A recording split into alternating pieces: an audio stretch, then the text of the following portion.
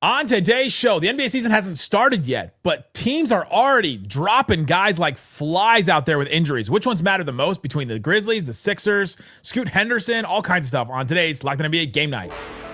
When that final buzzer rings, you know it's time for Locked On NBA Game Night. All the post-game reactions to every game across the league, every single night, with insights only the hosts at Locked On can provide. It's the true NBA fans' one stop for all the action. Every game, every night. It's Locked On NBA Game Night. Tipping off now. And welcome. You're Locked On NBA Game Night. My name is Nick Angstead, host of the Locked On Mavericks podcast, part of the Locked On Podcast Network, your team every day. And the Locked On Podcast Network is the #1 sports podcast network. Thank you for helping us get there. Today's episode is brought to you by FanDuel. Right now, new customers can bet just $5. If your bet wins, you get $300 in bonus bets if that bet wins. To use across the app, download the app today. And joining me from Locked On Nuggets, Locked On NBA Game Night. What you got for me, Swiper?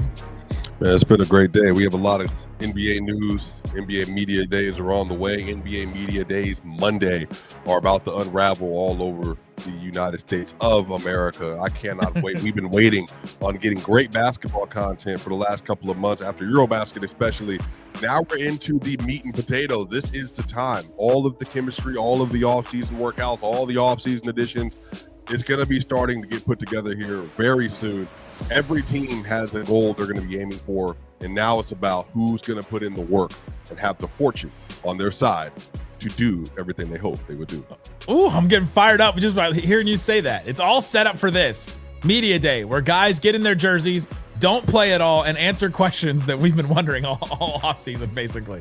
And so we heard about the Grizzlies. We got injury updates on Brandon Clark, Zach Edey, Jaren Jackson Jr., even Cedric Howard. We also got an update on Scoot Henderson. We'll talk all about that, too, and their injuries. Which ones matter the most, and what do we think about that Grizzlies team? But let's start here. The Philadelphia 76ers had their media day. Lots of things going around. Quentin Grimes still don't have a deal with him. They're trying to figure that out still. Seems like they're far away on that. And Jaden McCain had a UCL tear in his thumb, which it's bad when anybody gets injured. There's a little funny. We'll talk about that a little bit later and count it up, where we count on the most interesting, fun things in the NBA. But he's out now for a little while. And they also said there isn't a definitive timeline for 76er stars Joel Embiid and Paul George to return from their respective knee injuries. Both players said on Friday at Team's Media Day. Swipe out.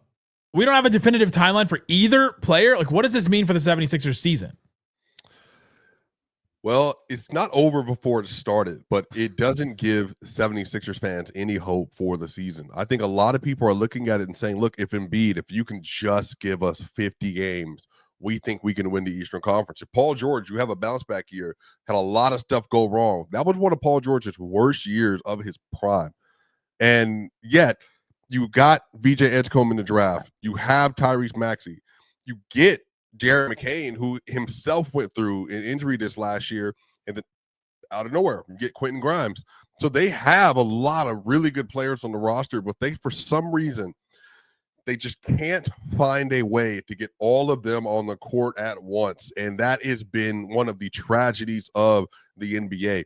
Joel Embiid has been dealing with injuries to his knee for years. And obviously, there are different ways you can handle meniscus injury. He chose to get a part of his meniscus scoped out of his knee to bring him back sooner, which can create more long-term effects with degenerative knee issues because the meniscus sits in between your bones that keep them from grinding together. So there's a lot of science, a lot of biology that goes into all this stuff. And plus, being a 7-foot freak of a human and 300-pound super explosive athlete, you put all that together, Nick, it just leads to we don't know exactly when Embiid's going to be able to get on the floor. And I think Embiid, fully healthy, is one of the 5 best players in the sport. And for me, he's closer to top 2 or 3 than he is 5. But if we can't get him on the court, if we can't get Paul George on the court, and Jared McCain's having injury issues, I mean, we're right back where we started last season. The Locked On Top 100, we all voted on it. And the ranking for Joel Embiid shows exactly what this Sixer season I think is gonna be about, because you said he's a top 5 player. I think I would have him as a top 5 player too if he was healthy. He came at the Locked On Top 100 at 52. 52, and that's what the Sixers will be if they don't have Joel Embiid for a certain number of games. They're either going to be that, like, if they had him, they would be like probably a top 3 team in the East, right? Especially looking at where the Celtics are, the Cavs coming back, whoever else is going to be up there with the Knicks, Pacers with Halliburton out. Like there's an opportunity there for them to rise up. But if Embiid isn't going to give them enough games, then they're going to be in that middle. They're going to be hanging out in maybe the play-in, maybe worse than that, probably worse than that, especially since Paul George is going to be out too. But man, is Joel Embiid starting to get into, he's won an MVP, but is he starting to get into like, I'm not even say bust territory, but like one of the biggest what ifs that we've ever seen in the NBA. Yeah, I mean, this is the definition of a what if, just because I think, if you just ask me, Nick, I've done this multiple times on multiple platforms. I think he's one of the 40 best players I've ever seen play basketball. Wow. Honestly, he's probably higher than that. If you told me Embiid at his apex, he's probably one of the 30 best basketball players that's ever touched the sport. I mean, people got to remember, 33 points, 10 rebounds. He was averaging 5 assists in 2003-24. And then when he's healthy, he was a top 10 defender in the sport. True. And then every year he's been in the playoffs, he's been one of the best defensive anchors despite the offensive limitations he'd had as a passer, playmaker, and sometimes as a scorer. And then, shout out to, a lot of the really good accounts that you see on Twitter.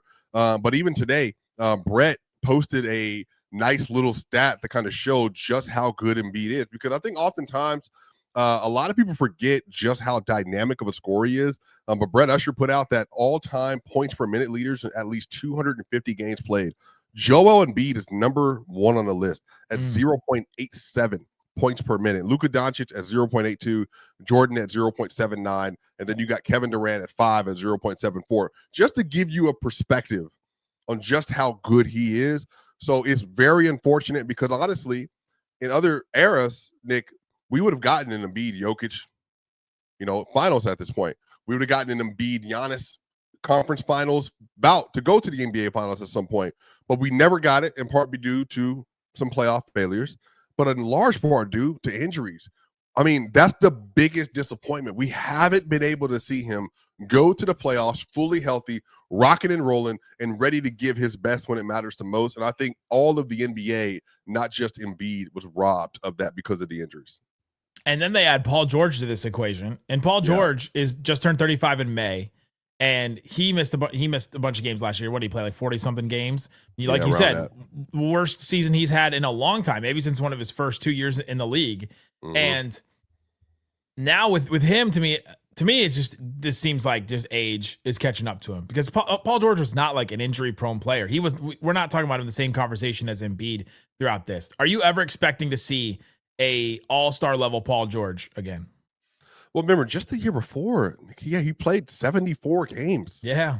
And he averaged 22 a game, averaged 5 rebounds a game, 3 assists. He was an all-star that season, and if you split out some of his numbers over the course of like stretches, he was averaging 25, 5, and 5 almost for one point. And he was doing it super efficiently. And then he's also was still one of the better wing guards in the wing defenders in the NBA. So literally right before this happened, he was a player that had been playing like a little bit like consistently. He had 56 games the year before.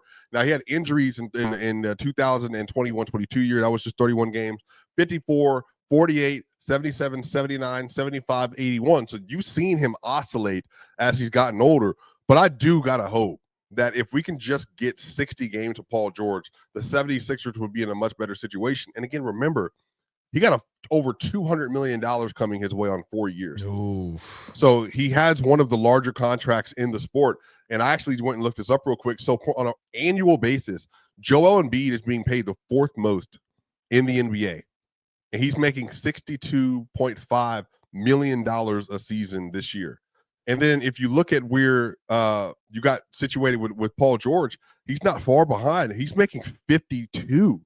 And he's a top 25 player of the league. You're talking so you got 110, $112 million for those two guys? When the salary cap was that, like, not that long ago.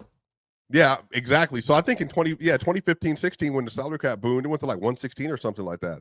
So yeah, this just goes to show you kind of where we are right now. It's an economic situation and injury situation.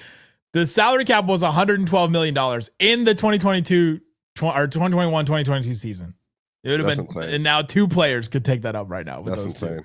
The third one to add to this list for the Sixers is Jared McCain, another one that's just unfortunate. The UCL tear is going to be out 4 to 6 weeks. with that thumb. I mean, he was playing really well before this, and now we have to wait another probably 2 months before we see him again. Do you think this is like luck of draw, or do you feel like with all the injuries they've had, is this more of a team management standpoint? Like they're just not managing injuries well? Like, what do you actually attribute this to? I mean, when the Mavs had their season last year with all the injuries that they dealt with at the end of the season, and Kessler Edwards was starting at center for the Mavericks, we started looking into it, and like one of the Mavs trainers didn't have a certification that the NBA requires. So I don't know. Maybe we look into the Sixers and try and figure out what's going on over there. What do you mean they didn't have a certification? There was a trainer that didn't have like a certain certification that the NBA requires, and that person got fired. And so, oh wow, because of your show.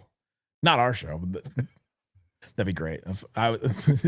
Locked On Mavs finds out. that much. Yeah, you're like the new Spotlight, the Boston Globe.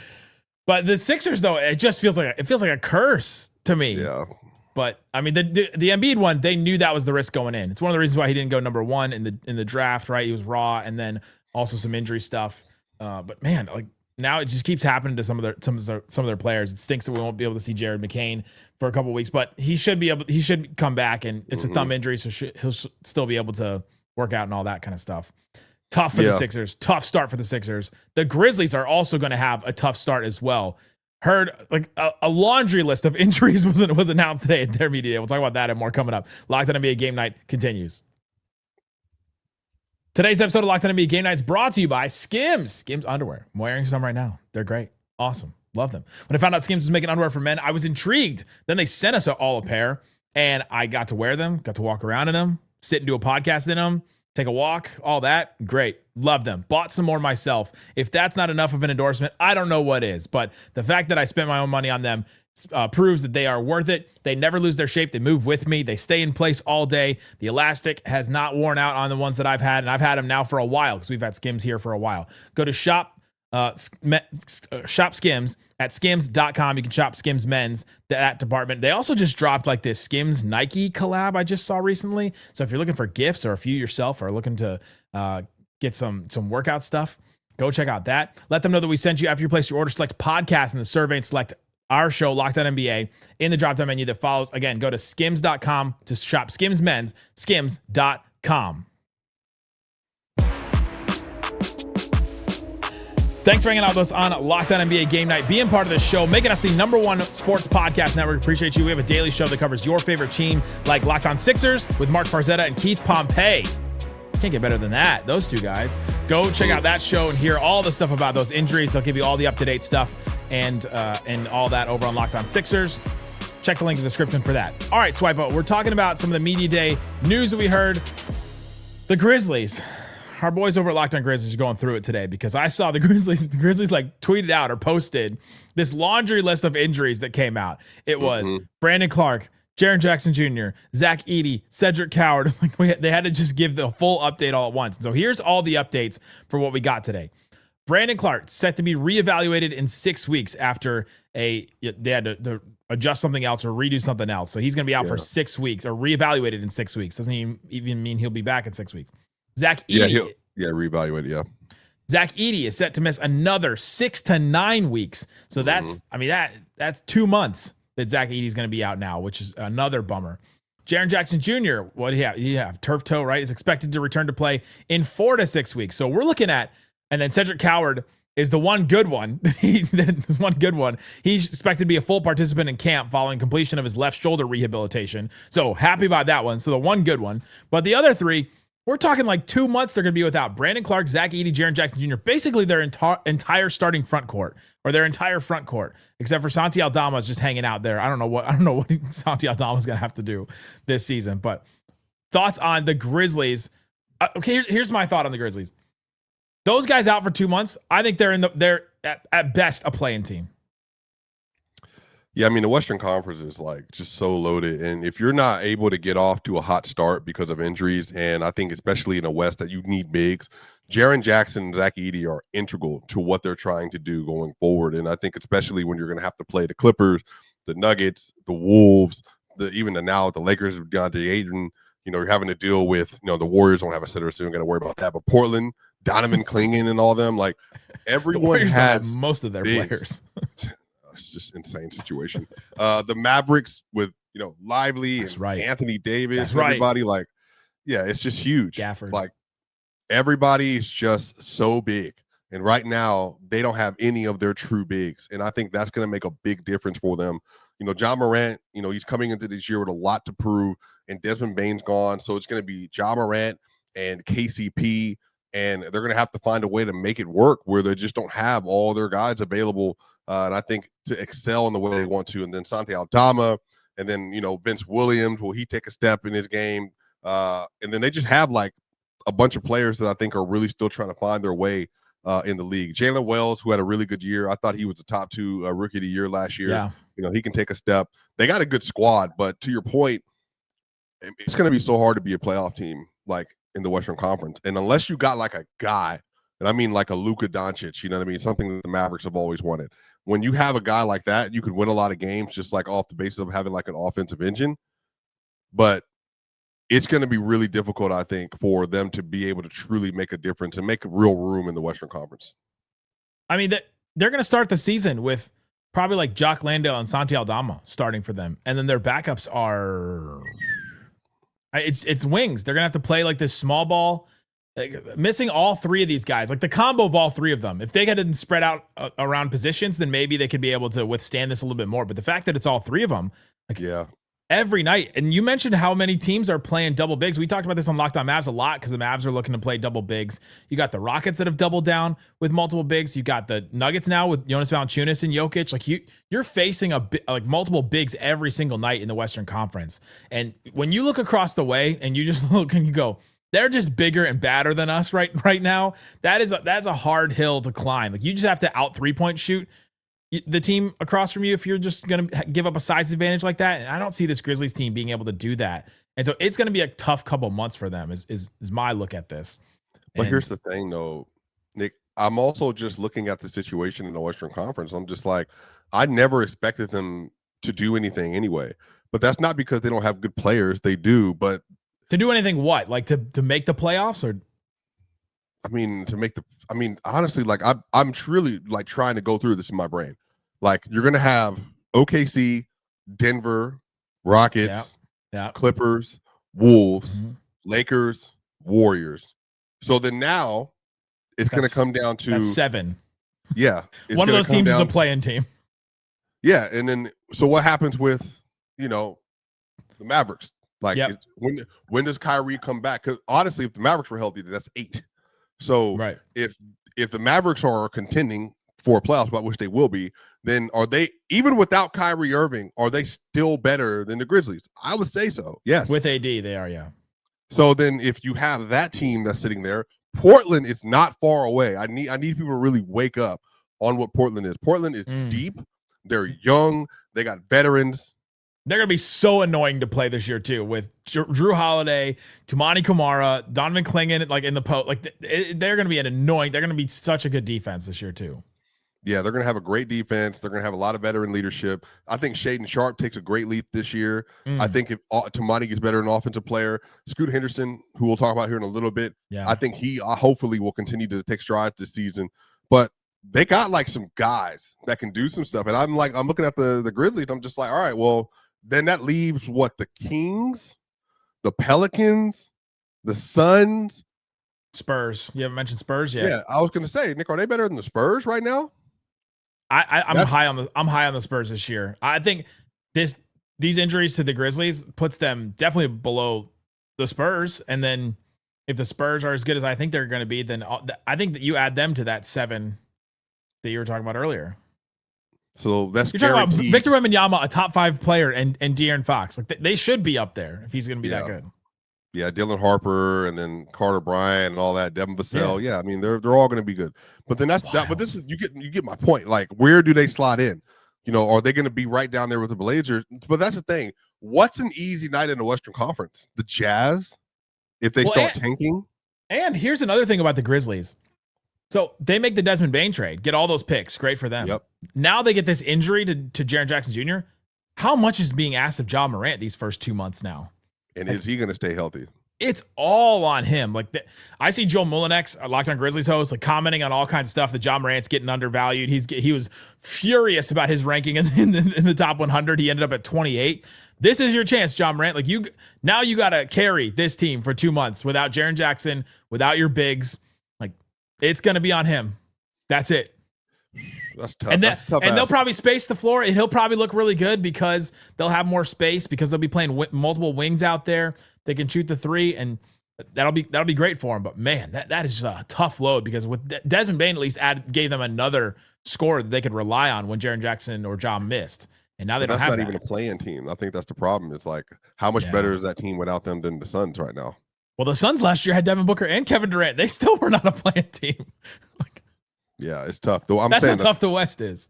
Yeah, the West is going to be insane, and I right now it doesn't look good for Memphis. But again, they have a lot of picks, so they can continue to rebuild. I don't know how much longer the era of Jaren Jackson Jr. and John Morant lasts, though. So I mean, that's just one of my thoughts on what's happening with Memphis. I don't know how much longer that course together. Maybe this sets that forward. Go listen to Locked On Grizzlies for more on that coming up. Let's talk about Scoot Henderson's injury, and then we'll play Count It Up. We count on the most interesting, fun things in the NBA, including Jared McCain's injury was just one of the most unintentionally funny injuries I've seen in a while. We'll talk about that and more coming up. Today's episode of Locked On NBA Game Night brought to you by FanDuel. Go check out FanDuel and see what is available for you. Right now, new customers can bet just $5, and if your bet wins, you get $300 in bonus bets to use across the app. They have all kinds of odds that you can go see and look at. Where are the Grizzlies right now? Grizzlies plus 6,000 to win the West. They're below the Spurs. We were talking about the Spurs earlier. They are above the Blazers, though. The Blazers plus 25,000 to win the West. That's a long shot, but their odds are lower than the Kings, which I find kind of interesting too on that. Neither of those teams are going to win the West, but still. Maybe the division odds. Maybe this is the last place divisions actually matter. Grizzlies to win the Southwest Division plus 1,200. Rockets are minus 210. Spurs plus 400. Mavericks plus 850.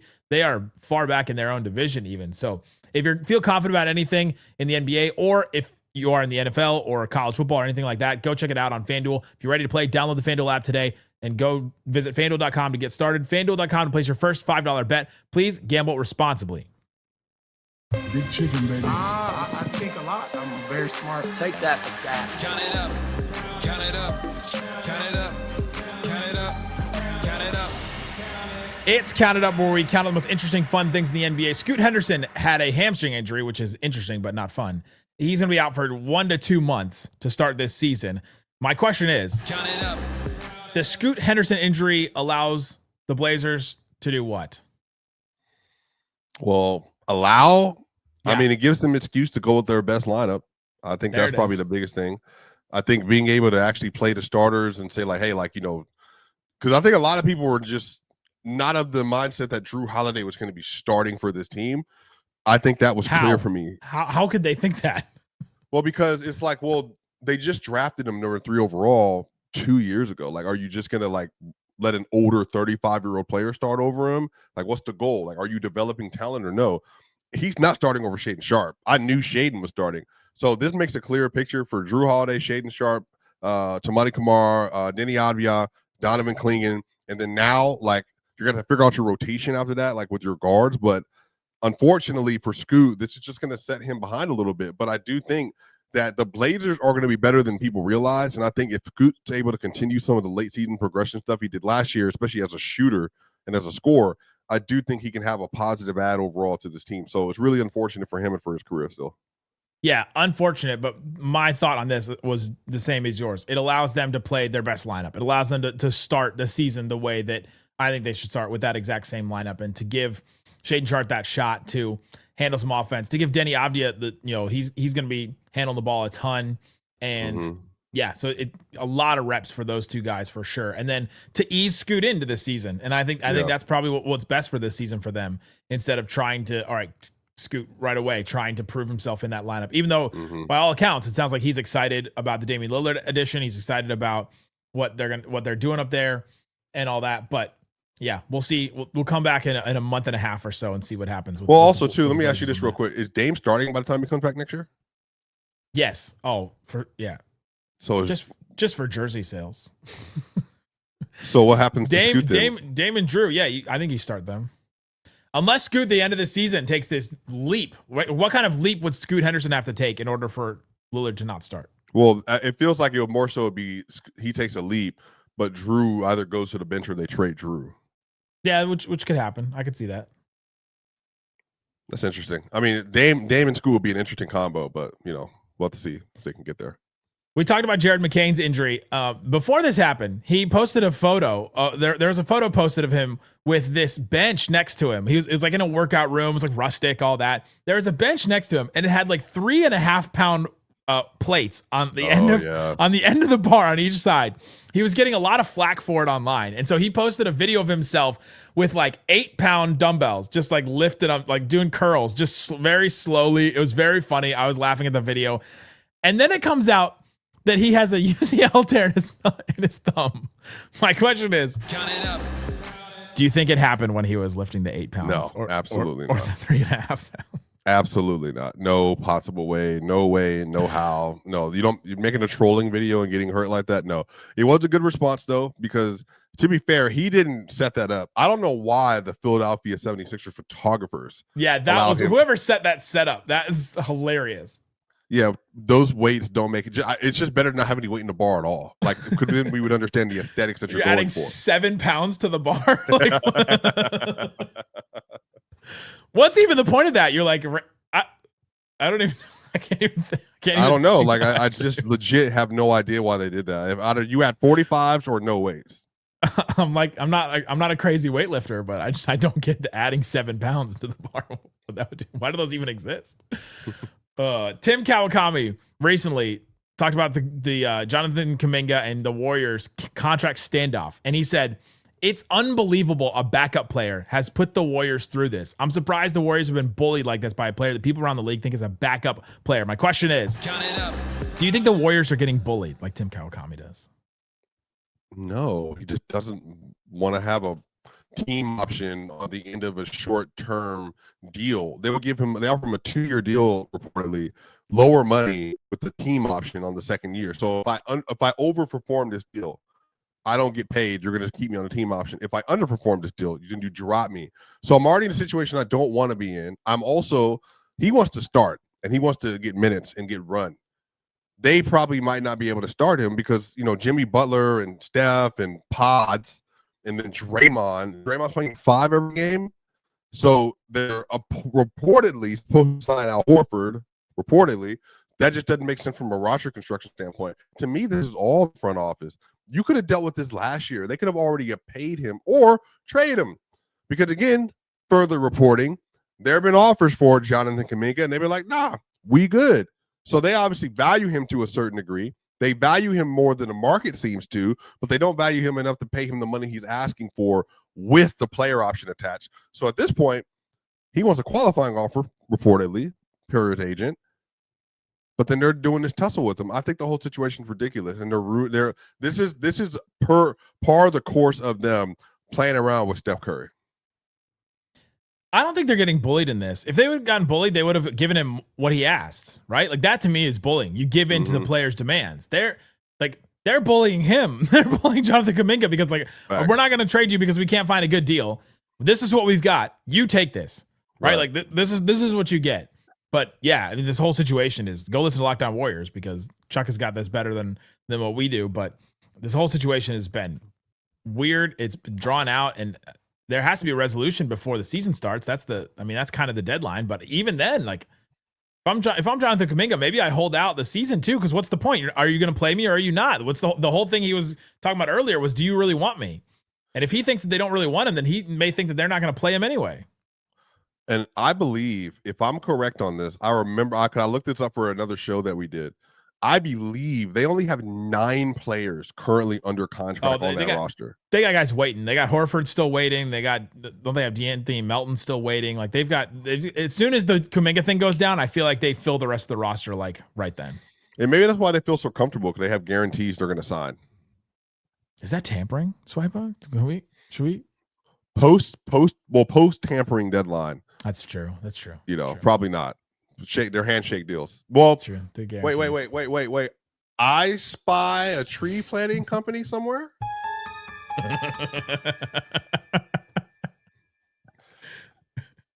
Are they aspiring to sign these new players that we in some deals we don't know about? Maybe it's a bush planting company instead. Maybe it's like a sod. Maybe it's a sod planting company instead. It's like a little less. They're not giving them $50 million. Maybe they're just. It definitely has to do with agriculture for sure. They're handing out some stacks over there.